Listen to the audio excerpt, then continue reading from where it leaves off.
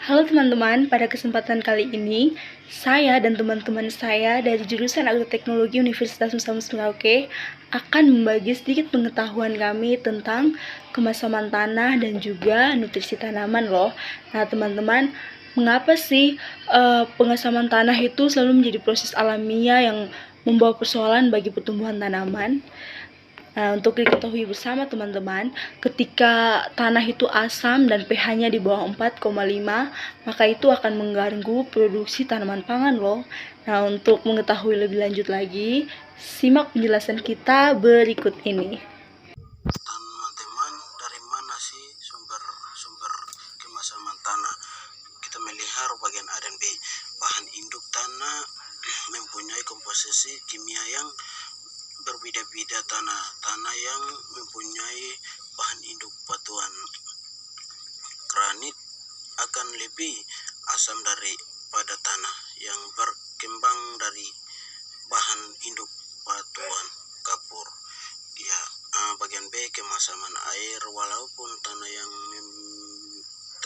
teraliri air terlalu banyak dapat mengganggu unsur hara dalam tanah dan menyebabkan kemasaman tanah yang terendam. Air juga dapat meningkat keasamannya.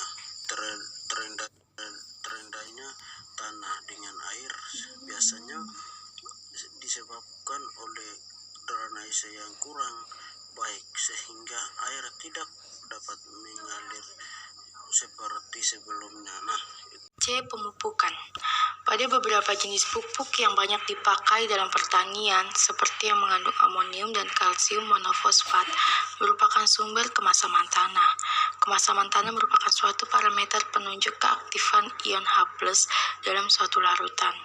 Kemasaman tanah juga merupakan salah satu sifat yang penting, sebab terdapat hubungan pH dengan ketersediaan hara dan juga hubungan antara pH dengan proses pembentukan tanah. D. Oksidasi mineral sulfat. Mineral sulfat seperti FeS2 banyak dijumpai di daerah bekas tambang dan tanah gambut.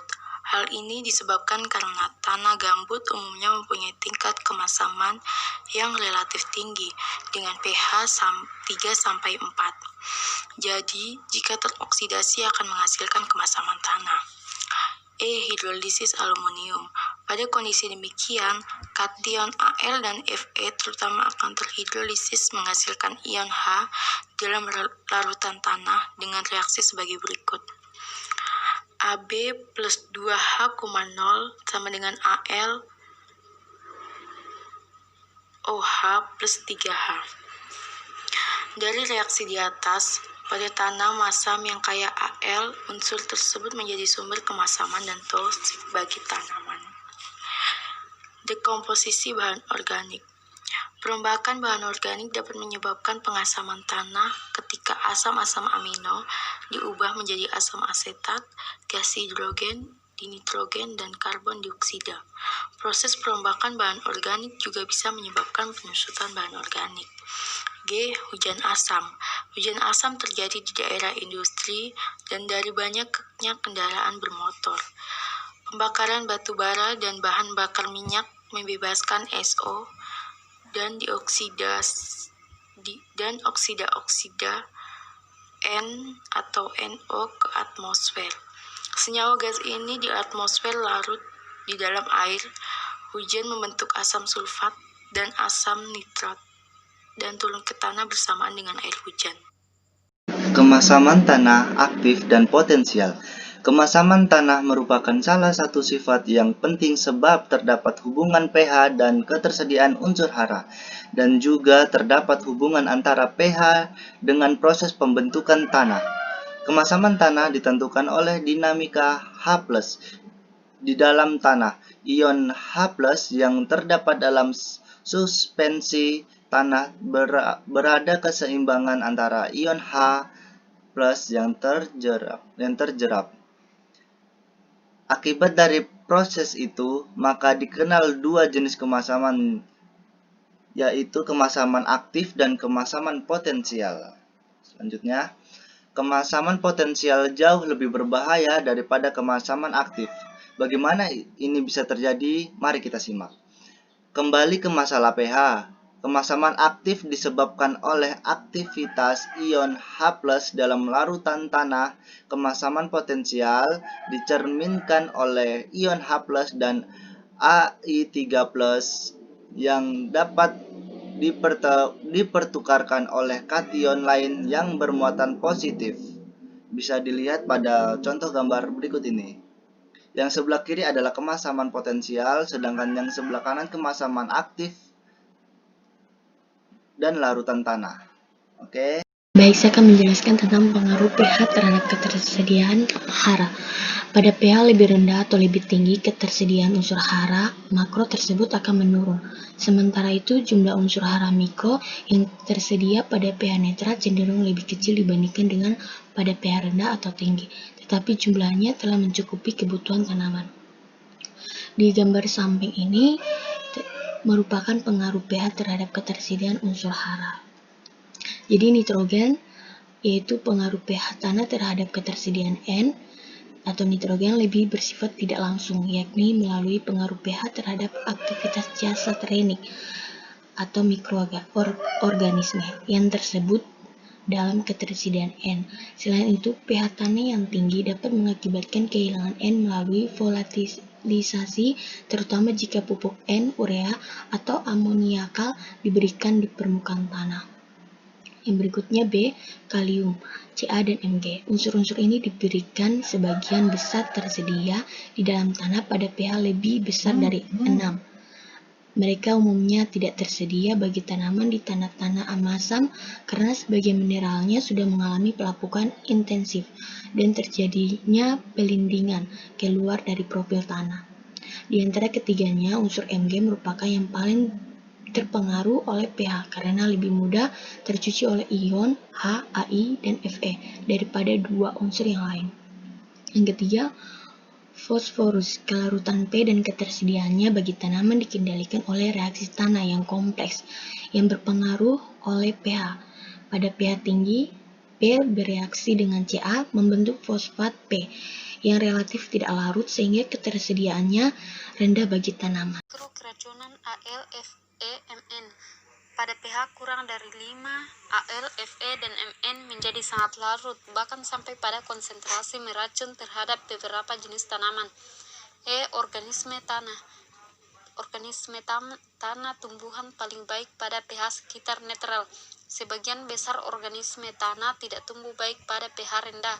Oleh karena itu, beberapa aktivitas penting terkait dengan ketersediaan hara yang dilakukan oleh organisme tanah, seperti perombakan bahan organik secara tidak langsung akan terhambat oleh pH rendah. Pengelolaan kemasaman tanah. Pengapuran. Pengapuran bertujuan untuk meningkatkan pH tanah yang cocok untuk pertumbuhan tanaman. Selain meningkatkan kandungan Ca dan Mg tanah, pengapuran bermanfaat bagi tanaman secara tidak langsung, antara lain yaitu meningkatkan ketersediaan P, mengurangi keracunan unsur Fe, Al, dan Mn, memacu kegiatan jasa trenik yang terlibat dalam reaksi-reaksi penting di dalam tanah. Di sini, bagian penting dari pengapuran yang harus diperhatikan yaitu bahan kapur pertanian. Kapur pertanian adalah bahan yang senyawa Ca dan Mg-nya dapat menetralisir kemasaman tanah atau menurunkan aktivitas ion H dan Al di dalam larutan tanah. Bahan kapur yang banyak digunakan antara lain kalsit, dolomit, kapur bakar, kapur sirih, kapur tembok, dan kalsium silikat. Bagian penting yang kedua yaitu daya netralisasi bahan kapur, di mana kemampuan bahan kapur menetralisir kemasaman tanah disebut dengan ekivalen kalsium karbonat atau kalsium karbonat ekuivalen, yaitu kapasitas menetralisasi bahan kapur pertanian dibandingkan dengan kalsium karbonat yang dinyatakan sebagai persen bobot. Untuk bagian penting pengapuran yang ketiga yaitu ukuran bahan kapur. Selain kualitas kapur, laju reaksi bahan kapur dengan tanah atau laju netralisasi kemasaman dipengaruhi oleh ukuran bahan kapur. Semakin halus bahan kapur, maka semakin cepat reaksinya dengan partikel tanah. Akibat semakin baiknya kontak atau pencampuran bahan kapur dengan tanah. Penetapan kebutuhan kapur, waktu dan cara pemberian kapur, serta manfaat dari pengapuran. Yang pertama, penetapan kebutuhan kapur. Jadi, pada prinsipnya, metode pengapuran yang dipakai yaitu yang pertama, di mana berdasarkan jumlah kapur yang diperlukan untuk menaikkan pH tanah sampai pada nilai tertentu yang dianggap cocok untuk perbanyakan tanaman. Jadi maksudnya di sini yaitu untuk penetapan kebutuhan kapur dapat dipakai sesuai dengan kebutuhan. Yang kedua, waktu dan cara pemberian kapur. Kapur dapat diberikan kapan saja jika memungkinkan. Maksudnya di sini, jadi untuk waktu pemberian kapur itu sebaiknya dilakukan paling cepat 2 minggu sebelum waktu penanaman bibit. Kemudian untuk cara pemberian kapur itu sendiri, taburkan kapur secara merata setelah pengolahan tanah pada saat tahap pertama. Yang terakhir, manfaat pengapuran. Manfaat dari pengapuran ini, yang pertama, dapat meningkatkan pH tanah sehingga mendekati netral. Yang kedua, manfaat dari pengapuran ini dapat menambah unsur hara, kalsium, dan magnesium. Yang ketiga, manfaat dari pengapuran ini dapat menambah ketersediaan unsur hara, contohnya nitrogen dan fosfor. Yang keempat, manfaat dari pengapuran ini dapat mengurangi keracunan Al atau aluminium, Fe atau fero atau besi, dan Mn atau mangan. Yang kelima, yang terakhir, manfaat pengapuran ini dapat memperbaiki kehidupan mikroorganisme yang berada di dalam tanah. Dalam pengelolaan keasaman tanah, selain pengapuran, ada juga penanaman jenis tanaman toleran. Ada beberapa cara untuk menghindari pengaruh kemasaman tanah terhadap pertumbuhan tanaman.